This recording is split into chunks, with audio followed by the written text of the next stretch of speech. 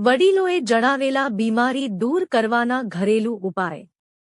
1. જો તમને તમારા ગળામાં શુષ્કતાની સમસ્યા છે તો દેશી ઘીથી તમારા ગળાની માલિશ કરો, આ તમને રાહત આપશે।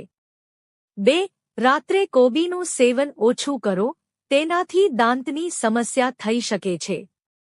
3. તુલસીના રસમાં થોડું જીરું ભેળવીને પીવાથી લ્યુકોરિયાની સમસ્યામાં રાહત મળે છે। 4. ગળામાં ખરાશ હોય તો ગોળ સાથે ભાત ખાઓ।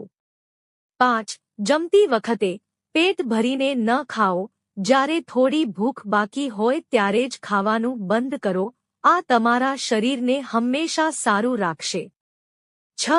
લસણનું સેવન કરવાથી શરીરમાં દુખાવો થતો નથી અને તે લોહીને પાતળું કરે છે।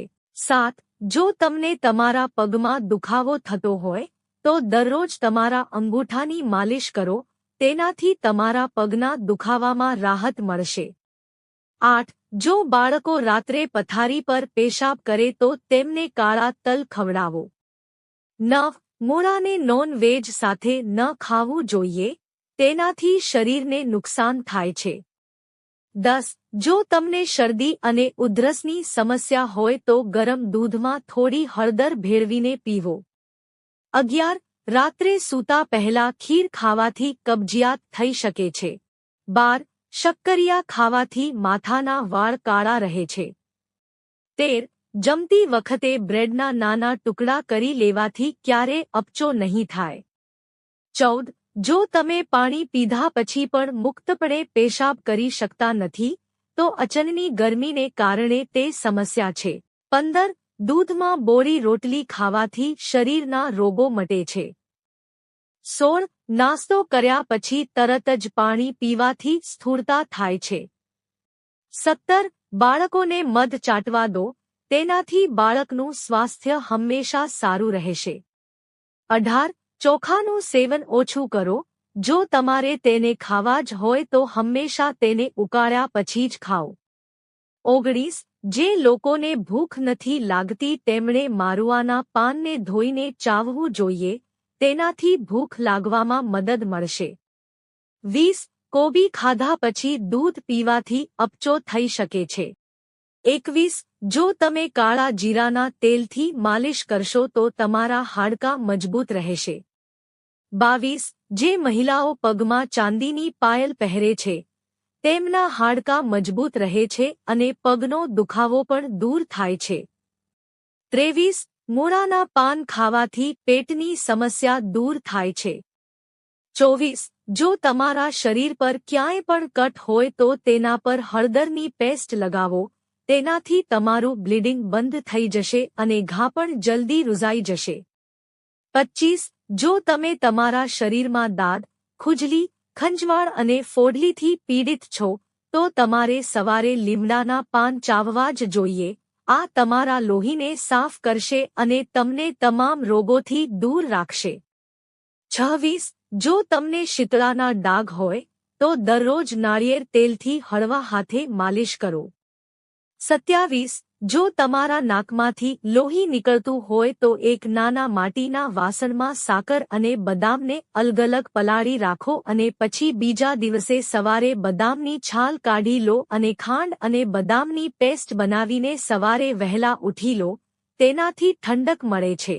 શરીર પર એવી અસર કે તમારા નાકમાંથી લોહી નીકળવાનું બંધ થઈ જશે। 28. જો તમને વારંવાર હેડકી આવતી હોય તો થોડી હિંગને ગરમ કરીને સૂંઘો, તેનાથી હેડકી આવવાથી બચી જશે। 29. જો તમે રાત્રે સૂતા નથી તો સૂતા પહેલા તમારા માથામાં તેલથી હળવા હાથે માલિશ કરો, આ તમને ઊંઘવામાં મદદ કરશે। 30. જો તમને તાવ આવતો હોય તો પાણીમાં હિંગ ભેળવીને હાથ પર લગાવવાથી તાવમાં રાહત મળશે। 31. જેઓ રોજ ભીંડાનું સેવન કરે છે તેઓને હૃદયરોગનું જોખમ ઘટે છે। 32. મહિનામાં એકવાર મિક્સરમાં મીઠું નાખીને ચલાવવાથી મિક્સર સાફ રહે છે। 33. પાલક, મેથી અને સરસવને અલગ-અલગ પોલિથીન બેગમાં સુકાઈ ન જાય તે માટે રાખો। 34. જો તમને સાંભળવામાં તકલીફ પડતી હોય તો તમારી આંગળી પર તેલ લગાવો અને કાનમાં ઘસો, તેનાથી તમને સાંભળવામાં મદદ મળશે. 35. કાળી દ્રાક્ષ આપણા માટે ખૂબ જ ફાયદાકારક છે. તેને ખાવાથી પેટ સ્વસ્થ રહે છે. 36. લીલું કેપ્સિકમ ખાવાથી સ્થૂળતા નથી થતી. 37. લોહી જાડું થતું અટકાવવા માટે દરરોજ કસરત કરવી જોઈએ. 38. હાથથી કપડાં ધોવાથી હૃદય મજબૂત થાય છે અને હાથની માંસપેશીઓ મજબૂત બને છે, એટલા માટે કપડાં હંમેશા હાથથી જ ધોવા જોઈએ. 39. માથું દુખતું હોય ત્યારે હળવા હાથે હૂંફાળા તેલથી માથાની માલિશ કરવી જોઈએ અને ધીમા સંગીતને સાંભળવું જોઈએ, તેનાથી માથાનો દુખાવો દૂર થશે. 40. કિડનીની પથરીથી બચવું હોય તો રોજ તરબૂચ ખાવું જોઈએ, તે ખૂબ જ ફાયદાકારક છે.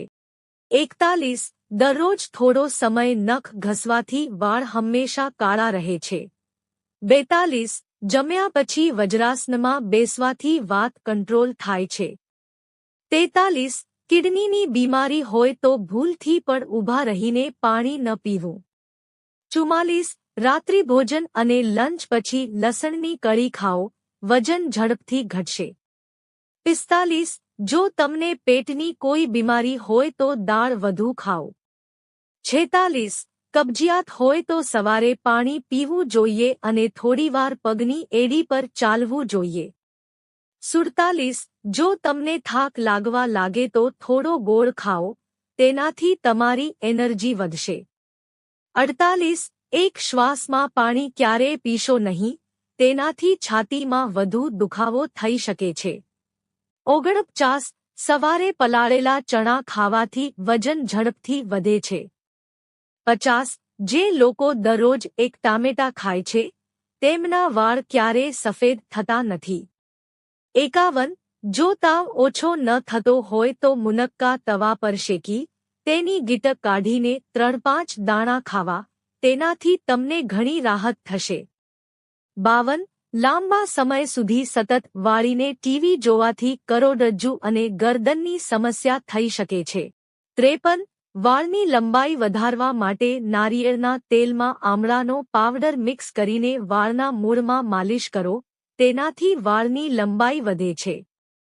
54. જો તમને ગળામાં ખરાશ હોય તો તેના માટે ચોકલેટ ખાઓ. 55. જો તમે વારંવાર કિડનીમાં પથરી અને પેશાબની બળતરાથી પરેશાન છો, તો તેના માટે વધુ નારિયેળ પાણીનું સેવન કરો. 56. આખા દિવસ દરમિયાન કોઈપણ સ્વરૂપમાં તજનો ઉપયોગ તમને સ્વસ્થ રાખશે. 57. રસોડામાં બેદરકારીથી કામ કરવાથી હાથ બળી જાય તો ઓલિવ ઓઇલ લગાવવાથી આરામ મળે છે. 58. શરીરના કોઈપણ ભાગમાં મોચ આવી ગઈ હોય તો બરફના ટુકડાથી માલિશ કરવી જોઈએ, આરામ મળે છે. 59. એક ચમચી વરિયાળીના દાણા સાથે 3 થી 4 નાની એલચીને પીસીને દરરોજ એક ગ્લાસ દૂધ સાથે પીવાથી આંખોની રોશની વધે છે અને તમારા ચશ્મા પણ દૂર થાય છે. 60. બ્રેડને ફ્રીજમાં રાખવાનું ટાળવું જોઈએ, તેને સામાન્ય તાપમાને ખુલ્લામાં રાખવાથી બ્રેડ લાંબો સમય ચાલે છે, પરંતુ ફ્રીજમાં ઝડપથી બગડવાનું જોખમ રહેલું છે. મિત્રો, જો તમને વિડિયો પસંદ આવ્યો હોય તો વિડિયોને લાઇક કરો અને ચેનલને સબસ્ક્રાઇબ કરો. વિડિયો જોવા બદલ આપ સૌનો આભાર.